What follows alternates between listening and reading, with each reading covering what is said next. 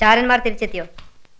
ഓ, ചൂതാട്ട സ്ഥലത്തും മദ്യശാലകളിലും കയറിയിറങ്ങിയ ഒരു ധൂർത്തൻ മൻസൂറിനെ പറ്റി ആളുകൾക്കറിയാം. കണ്ടുപിടിച്ചില്ലേ? ആ കൊള്ളരുതാത്തവൻ എവിടാണെന്ന് ആർക്കും വിവരമില്ല. ചാരവൃത്തിയിൽ പരിചയമുള്ളവരൊന്നും അല്ല ഞാൻ അയച്ചവർ. പരിചയം നേടണം. ചാരന്മാർ ഭരണാധികാരിയുടെ സ്വകാര്യ കണ്ണുകളാണ്.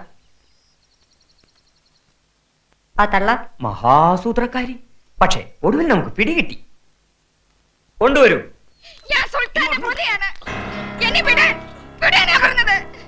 എന്നെ തട്ടിക്കൊണ്ട് വന്നതറിഞ്ഞാൽ സുൽത്താന്റെ പട്ടാളം ഈ രാജ്യം പണം പോരും. ചെറുക്കനെ കെട്ടടിക്കാൻ പറ. തള്ളെ നാവരീന് അത് ഞങ്ങളുടെ മഹാമന്ത്രിയാ.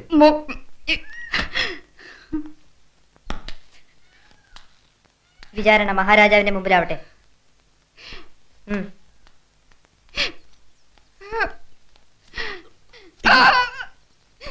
എവിടെയാ വിചാരണ? ഇതേതാ രാജ്യം? വിചാരണയിൽ ഇതും കൂടി ഇരുന്നോട്ടാ താടിയാ.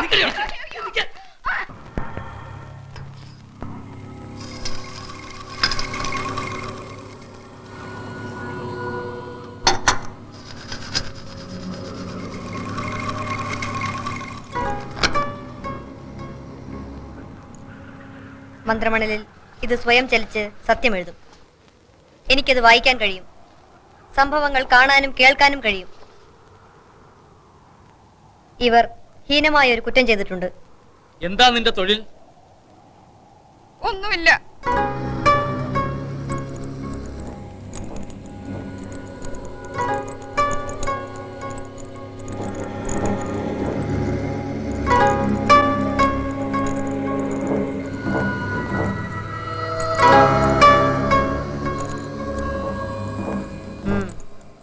അത്തറും സുറമയും മറ്റും നടന്ന് വിൽക്കലാണ് ഇവരുടെ തൊഴിൽ. ശരിയല്ലേ?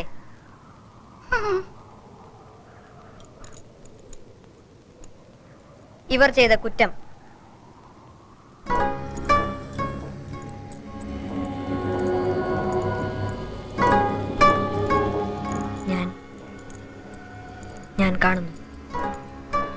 ഞാൻ കാണുന്നു. ഒരു രാത്രി ഒരു അടിമക്കച്ചവടക്കാരന്റെ കോട്ട. ഒരു ജനവാതിൽ തുറക്കുന്നു. ഒരു പാവം പെൺകുട്ടി. രക്ഷപ്പെടാൻ വഴി കണ്ട ആഹ്ലാദം. ഒരു കുതിരപ്പുറത്ത് രക്ഷപ്പെടുത്താനുള്ള ആള് വരുമെന്ന് അവളോട് പറഞ്ഞിരുന്നു. കുതിരപ്പുറത്ത് ആള് വരുന്നു. അവൾ ചാടുന്നു. രക്ഷപ്പെട്ടു എന്ന് വിചാരിച്ച് അവൾ ആശ്വസിക്കുമ്പോൾ മനസ്സിലാവുന്നു വന്നത് തന്റെ ചങ്ങാതിയല്ല, ഒരു കൊള്ളക്കാരനാണെന്ന്. ആ പെൺകുട്ടിയെ വഞ്ചിച്ച് കൊള്ളക്കാരന് വിറ്റത് നിങ്ങളല്ലേ? സത്യം പറ. അല്ല അല്ല, അവൾക്ക് ഞാൻ ഒരു ദ്രോഹം ചെയ്യില്ല. ഞാൻ ഒരു തെറ്റും ചെയ്തിട്ടില്ല. എന്നെ വിശ്വസിക്കണേ. മന്ത്രമണലിൽ കാണുന്നത് തെറ്റാറില്ല. പറഞ്ഞതൊക്കെ സത്യമാണ്. പക്ഷേ ഇതെല്ലാരും ഒന്ന് കേൾക്കണം. കൃത്യസമയത്ത് പോകാൻ ഞാൻ ആ ഗുണം പിടിക്കാത്ത ചെറുക്കനോട് പറഞ്ഞതാണ്. വീഞ്ഞും കുടിച്ച് അവൻ സത്രത്തിൽ കിടന്ന് ഉറങ്ങിപ്പോയി. ഞാൻ അവിടെ ചെന്ന് അന്വേഷിച്ചു. സത്ര ഉടമ സാക്ഷി പറയാൻ തയ്യാറാണ്. എന്റെ തെറ്റല്ല.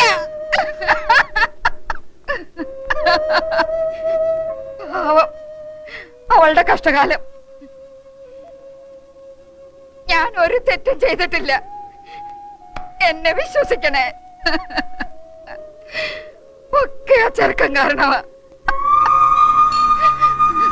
അവനെവിടെ? അറിയില്ല. അവനെ അന്ന് കണ്ടതാ. പിന്നെ ഒരു വിവരവും ഇല്ല.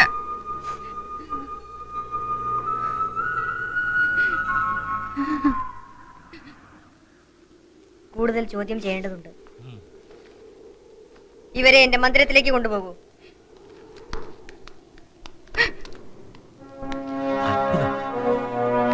ഈ മന്ത്രമണൽ ശരിക്കും ഒരു അത്ഭുതം തന്നെ. ഒരു മഹാസിദ്ധന്റെ ഉപദേശമാണ്.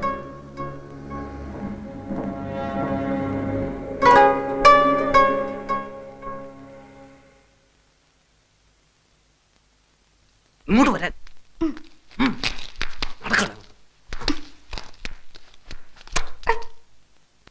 തള്ള മഹാതന്ത്രക്കാരിയാണ്. അക്രമം കാണിക്കാൻ മടിക്കില്ല. ആവശ്യം വരുമ്പോ വിളിക്കാം. പുറത്ത് കാത്തു നിന്നാ മതി.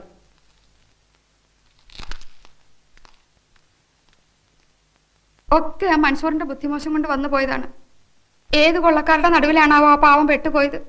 അറിഞ്ഞിട്ട് എന്ത് വിശേഷം? രക്ഷിക്കാൻ വഴിയുണ്ടോന്ന് നോക്കും. എന്നെ കൊണ്ടാവുന്നൊക്കെ ചെയ്യും. ആമിനത്താത്ത,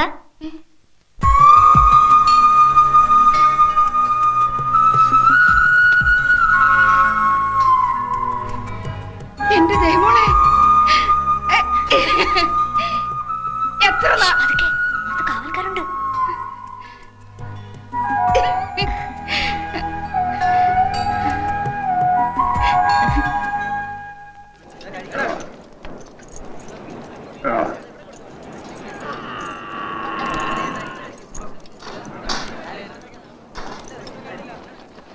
ബാഗ്ദാദിലേക്ക് പോകുന്നവർ, ബസ്രയിൽ നിന്നും വരുന്നവർ എല്ലാവരും നമ്മുടെ നാട്ടിലൂടെയാണ് കടന്നു പോകുന്നത്.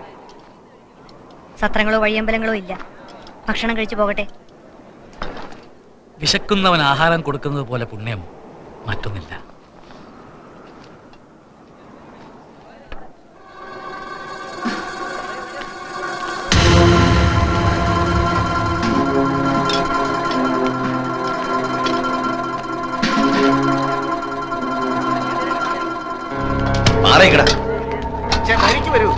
ഇവിടെ എല്ലാവർക്കും ഭക്ഷണമുണ്ട്. എന്താ ഒരു മര്യാദ ഇല്ലാതെ? കഴിക്കാൻ ആഹാരം വെച്ചിരിക്കും. മാറി നിൽക്കടാ, മാറി നിൽക്കടാ. ഞങ്ങൾ എടുത്തുതരാം.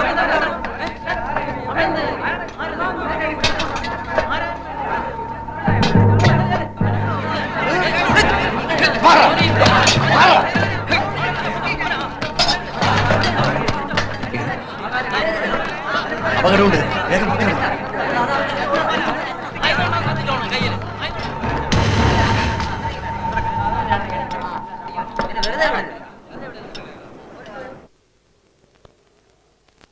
നീ ആരാണ്? ഇവരാര്? എന്താണ് നിന്റെ തൊഴിൽ? എവിടെ നിന്ന് വരുന്നു? ഞാൻ ഇബ്രാഹിം, കസവ് വ്യാപാരാണ്. ചിയാലിയിൽ നിന്ന് വരുന്നു. കസവ് കച്ചവടം ഇവിടെയോ? വന്നപ്പോഴാണ് കേട്ട വിവരം തെറ്റാണെന്ന് മനസ്സിലായത്.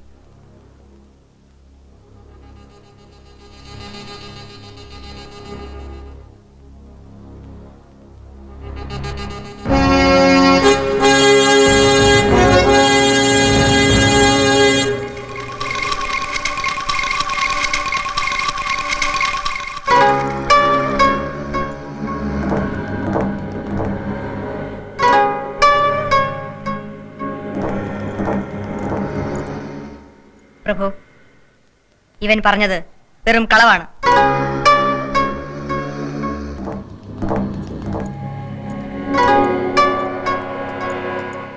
ഇവന്റെ പേര് ജവാൻ. ഒരു കൊള്ളക്കൂട്ടത്തിന്റെ തലവനാണ്. കൊള്ളയടിക്കാൻ പറ്റിയ സ്ഥലങ്ങൾ നോക്കി വെക്കാനാണ് ഇവൻ ഈ രാജ്യത്ത് വന്നത്.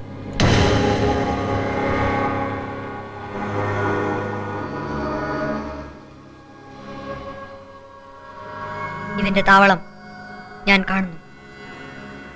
അവിടെ ക്രൂരമുഖമുള്ള ഒരു സ്ത്രീയെ ഞാൻ കാണുന്നു. കളവ് മുതലുകൾ കാണുന്നു.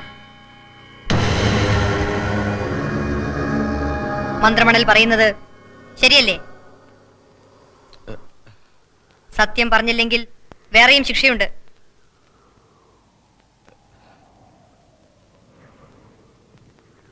സത്യം.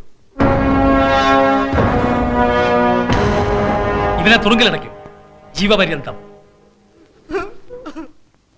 ദിവസം 30 ചാട്ടയടി. എന്നെ രക്ഷിക്കണം. ഇനി ഞാൻ കക്കില്ല, മേല് കക്കില്ല. പട്ടാളത്തെ അയച്ച് ഇവന്റെ താവളം പൊളിച്ച് നിരപ്പാക്കുക. തള്ളയെ അഗതി മന്ദിരത്തിലേക്ക് അയക്കുക. കളവ് മുതലുകൾ അടയാള സഹിതം വന്നാൽ നഷ്ടപ്പെട്ടവർക്ക് തിരിച്ചു കൊടുക്കുമെന്ന് പ്രഖ്യാപിക്കുക. കൊണ്ടുപോകൂ.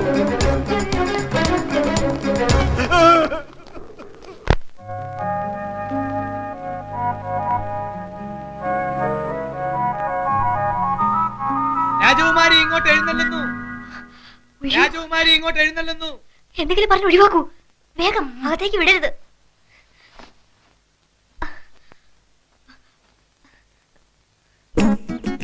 നിൽക്കൂ നിൽക്കൂ, ഇത് ആചാരത്തിന് നിൽക്കുന്നതല്ലോ. രാജകുമാരി മന്ത്രി മന്ദിരത്തിലേക്ക് എഴുന്നള്ളുകയോ? മന്ത്രിയോട് അവിടെ വന്ന് മുഖം കാണിക്കാൻ കൽപ്പിച്ചതായി പറയാം. പഴയ ആചാരങ്ങൾ പലതും മാറ്റിയ നാടാണിത്. ഒരു അത്യാവശ്യ കാര്യമുണ്ട്, അതിപ്പോ തന്നെ മന്ത്രിയോട് സംസാരിക്കേണ്ടതാണ്.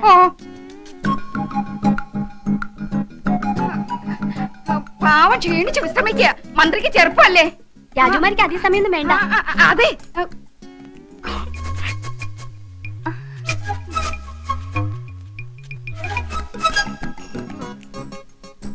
മന്ത്രമണൽ വായിക്കുന്ന വിദ്യ രാജകുമാരിക്ക് പഠിക്കണമെന്ന് ആഗ്രഹം. അത് പ്രയാസം. 10 വയസ്സ് തൊട്ട് പഠിക്കാൻ തുടങ്ങിയതാണ് ഞാൻ. ജപം, വ്രതം, ധ്യാനം, 9 കൊല്ലത്തെ അഭ്യാസം. ഇനിയും പൂർത്തിയായി എന്ന് പറഞ്ഞുകൂടാ. എന്നാലും പഠിക്കണമെന്ന് രാജകുമാരി.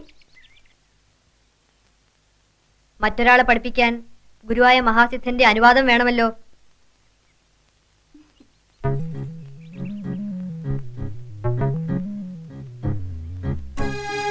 രാജകുമാരിയുടെ വിവാഹം എന്ന് നടക്കുമെന്ന് പറഞ്ഞു രാമോ? കൊട്ടാരത്തിൽ പലർക്കും അറിയാൻ ആഗ്രഹമാണ്. രാജകുമാരി മറുപടിക്ക് കാത്തു നിൽക്കുന്നു. വിവാഹയോഗം അടുത്തൊന്നും ഞാൻ കാണുന്നില്ല.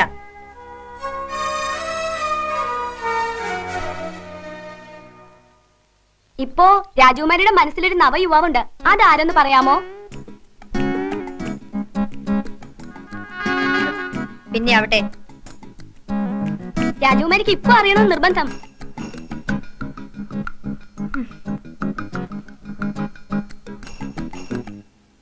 ഊരും പേരും അറിയാത്തവൻ, അവനെ പറ്റി ചിന്തിക്കരുത്. മോഹങ്ങൾ വളർത്തരുത്.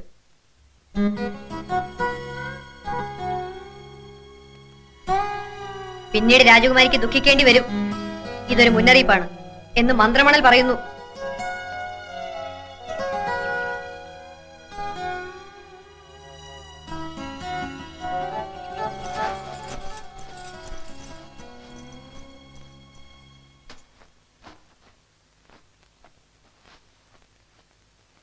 വിവാഹഘോഷം അടുത്ത് തന്നെ ഉണ്ടാവുമെന്ന ജോലിക്കാരുടെ ഇടയിലെ സംസാരം.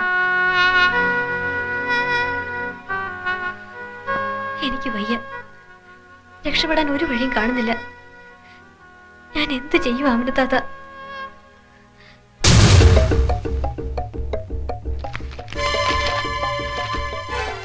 ഇവനാണോ? അല്ല.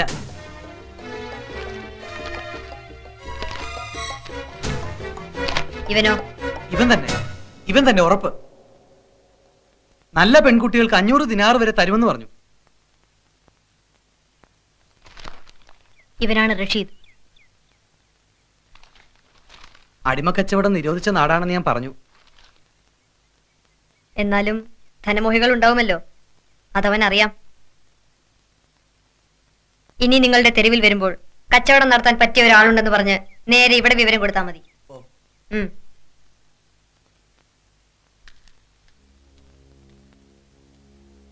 അവൻ വന്ന സ്ഥിതിക്ക് പിന്നാലെ കൊമ്പനാലിയും എത്തും. കൊടുക്കാൻ എന്താ വഴി? വഴിയുണ്ടാവും.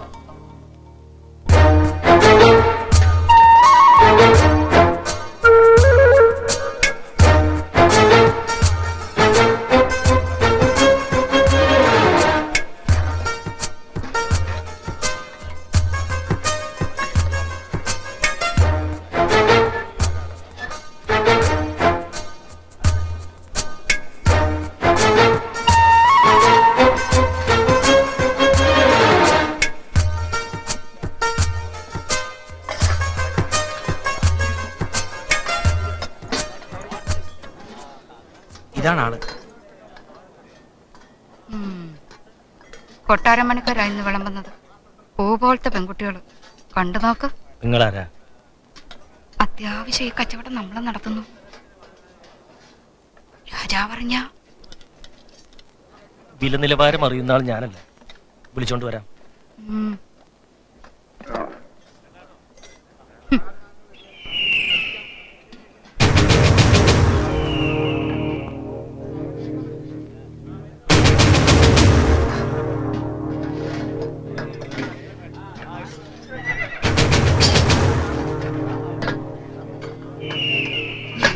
വന്നേ.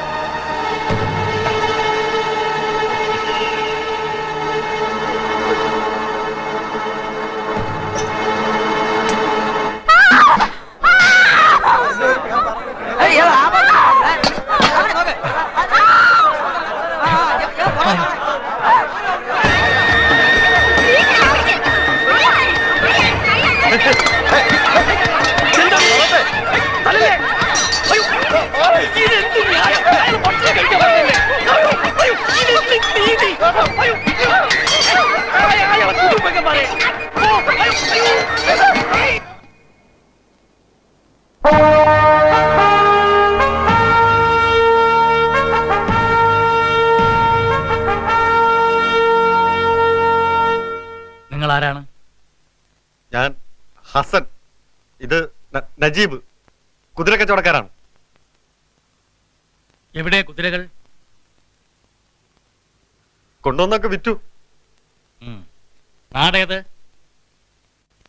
ഞങ്ങള് കെയ്റോ അല്ല, കെയ്റോയ്ക്കും അപ്പുറത്ത് അലക്സാണ്ട്രിയ. അലക്സാണ്ട്രിയ.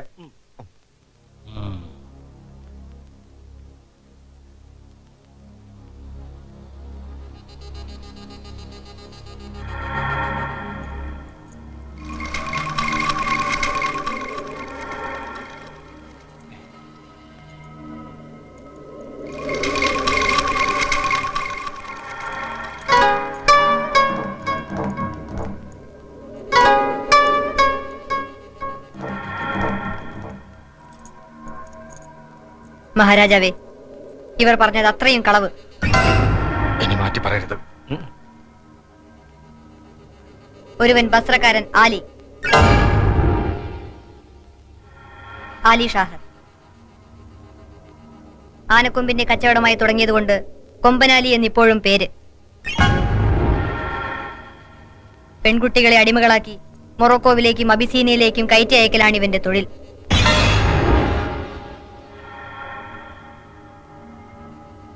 ഇവന് വേണ്ടി പെൺകുട്ടികളെ തെരഞ്ഞു നടക്കുന്നതും ചതിയിൽപ്പെടുത്തുന്നതുമൊക്കെ ഈ കൂടെയുള്ളവനാണ്. പേര് റഷീദ്.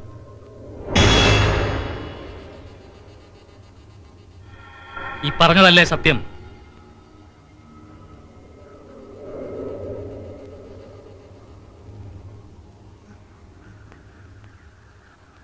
അല്ലേ?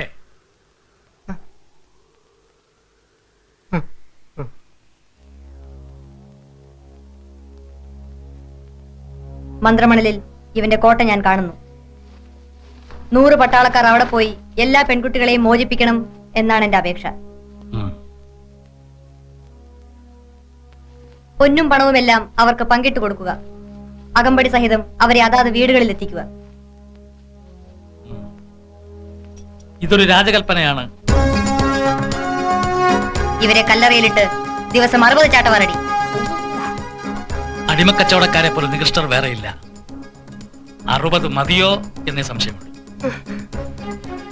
ചാട്ടം നനച്ചടിക്കണം. ഒരാൾ അടികൊള്ളുന്നത് മറ്റവൻ കാണണം. എന്നാലേ തന്റെ ഊഴം വരുമ്പോഴത്തെ വേദനയ്ക്ക് കാഠിന്യം കൂടൂ.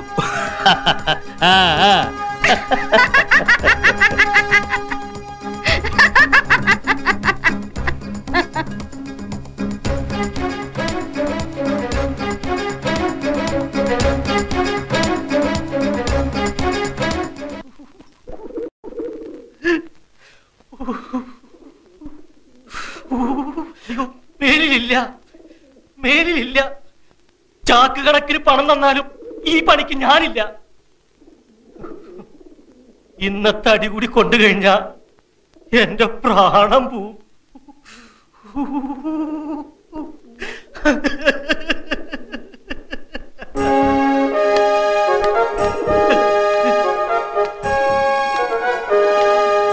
ചതിച്ചത് ഈ തള്ളയ മഹാഭാവി. പഴത്തില് മയക്കുമരുന്ന് വെച്ച് ചതിച്ചത് പുണ്യമായിരുന്നു എന്റെ മോനെ. തണ്ടും തടിയുള്ള ആണുങ്ങളെയും അടിമകളാക്കി വിൽക്കാറുണ്ടില്ലേ? പക്ഷെ നിങ്ങളെ ഇങ്ങനെ തന്നെ നിർത്തുന്നു.